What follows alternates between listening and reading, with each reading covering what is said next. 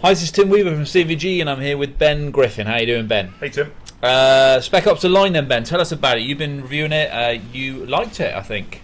Yeah, I thought it was a solid third-person shooter. Just really solid, really got bags of variety, really exciting, and the story's not bad either. Yeah, well, it's based pretty closely on Heart of Darkness, isn't it? Except it's set in Dubai with tough soldiers. Yes, it's the game equivalent of Hearts of Darkness. It's based heavily on that book. So you've got kind of like Hearts of Darkness in Dubai. There's been massive sandstorms. John Conrad is like kind of the enigmatic enemy figure, and he's stayed behind. And after weeks of no contact, you're kind of sent in to figure out what he's up to. Okay, so did you spot the reference, by the way? I did, Conrad. yeah, John Conrad. That's very, very subtle. Great, yeah.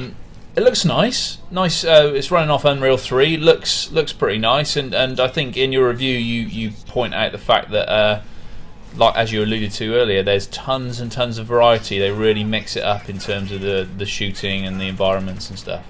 Yeah, that's right. So for instance, you got your old familiar turret section. Everyone loves those. You've got one on a helicopter where you're shooting down other helicopters, and one smashes right into a crane.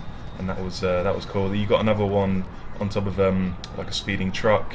It sounds really generic as I'm saying it back now, but it is really exciting. They're just really well done sections. Yeah, and how does because there was a big talk about how the sand would be very dynamic and would change the environments and change the firefights a little bit. I mean, how does that work in practice? To be honest, I was a little disappointed with the sand mechanics. It's not as dynamic as I thought. There's perhaps 3 or 4 sections where sandstorm really comes into play. I don't know if they're canned animations or not. It's not really clear. All that happens is you get a bit of sand in your eyes, and you can't see the enemies, and they're stumbling around, and you can just go up and melee them or shoot them. It's a pretty brutal game. Yes. You're killing a lot of men in there. I mean, we're familiar, I think, on Xbox and on PlayStation 3 with games where you kill lots and lots of men. But I mean, are there any consequences to that? Do you feel anything for these people, or is it just point and shoot? Well, you're made to. The game can't really decide if death is meaningless or meaningful, because in a cutscene, for example, you'll mortar like a whole platoon, and then you'll walk up to them, and then the emotions are, oh no, you've killed a whole platoon. But in the game, you'll kill thousands of men, so without consequence. So you can't really decide. Yeah, it's a bit of a difficult one, but there's multiplayer as well.